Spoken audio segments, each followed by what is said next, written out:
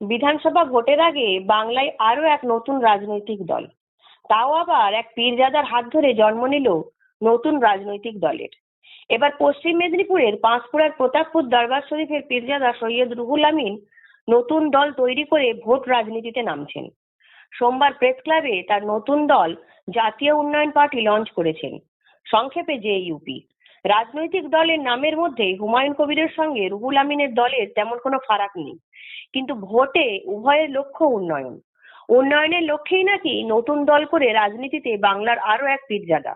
তার লক্ষ্য সমাজের পিছিয়ে পড়া মানুষের হয়ে আওয়াজ তোলার, তাদের উন্নয়ন ঘটানোর, যেটা বিগত 5 বছর ধরে করে আসছেন ফুরফুরা দরবার শরীফের পীরজাদা আইএস বিধায়ক নওশাদ সিদ্দিকী। আইএসএফ ও হুমায়ুন কবিরের যা লক্ষ্য, সেই একই লক্ষ্য শোনা গেল নতুন জেইউপির প্রবক্তা রুহুল আমিনের মুখে।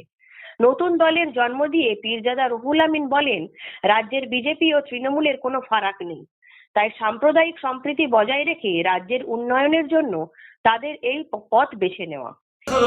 আদারওয়াইজ বিজেপির কর্মকাণ্ড আর তৃণমূলের কর্মকাণ্ডকে আপনি একটা টেবিল বানান, দেখবেন কোনো পার্থক্য নেই।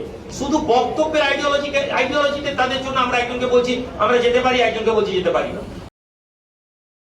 সেটাই যদি লক্ষ্য হয়, তাহলে নওশাদ সিদ্দিকী বা হুমায়ুন কবিরের সঙ্গে থেকে রাজনীতি করতে পারতেন। সেক্ষেত্রে নিজের আলাদা দল করে রাজনৈতিক দলগুলিকে সাহায্য করার উদ্দেশ্য নয় তো। তবে নতুন দল প্রথম লক্ষ্য 15টি আসন, 15 আসনে প্রার্থী দেওয়ার চিন্তা ভাবনা রয়েছে তাদের। সেই সঙ্গে রুহুল আমিন ইচ্ছা প্রকাশ করেছেন হুমায়ুন কবির বা নওশাদ সিদ্দিকীর সঙ্গে জোট করার। তার কথায় এবারের ভোটে তৃতীয় শক্তি উঠে আসুক। বলা হয়েছে এই তৃতীয় শক্তিটা এই টিমগুলোর সাথে নিয়ে তৃতীয় শক্তির জোটের কথা আভাস দেওয়া হয়েছে। এটা আমাদের লড়াইয়ে দৌড়ে ওরা আমাদের থেকে অনেক আগে আছে। ফলে আমাদের তাদের কাছেও আপিল থাকবে, একটা সাম্মানিক জায়গায় দাঁড়িয়ে যদি আমরা সেই আন্ডারস্ট্যান্ডিং করে নিতে পারি, অবশ্যই শক্তিকে আমরা মজবুত করার উদ্দেশ্যেই করছি। ডিপেন্ড করছে হুমায়ুন কবির সাহেবের সাথে যতক্ষণ আমরা বসছি, ওনার আইডিওলজিক্যালি কি, উনি কিছুদিন আগে কথা হয়েছে, ওনার দৃষ্টিভঙ্গি, ওনার কর্মকাণ্ড সেটা কি জানে। আজকে আমরা বিজেপির সাথে করবো না কেন বলছি?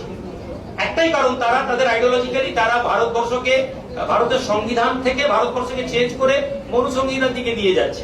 এই জন্যই তারা হুমায়ুন সাহেব কি ভাবনা নিচ্ছেন বা আমাদের ভাবনা তার সাথে ম্যাচ করবে কিনা সেটা তার উপর নির্ভর। অবশ্যই আমরা সকলের কাছে আপিল করব যে আমরা একটা তৃতীয় শক্তি তৈরি করে এই ভোটটা লড়াই করি, যাতে কোথাও কোনোভাবে বিজেপির কোনো জায়গা বাংলায় না হয়ে যায়। এই কারণেই তাদের মতো সমস্ত রাজনৈতিক দল একজোট হওয়া প্রয়োজন। এই অবস্থায় আরো এক পীরজাদা নতুন দল ভোট রাজনীতিতে কতটা প্রভাব ফেলবে সেটাই দেখার।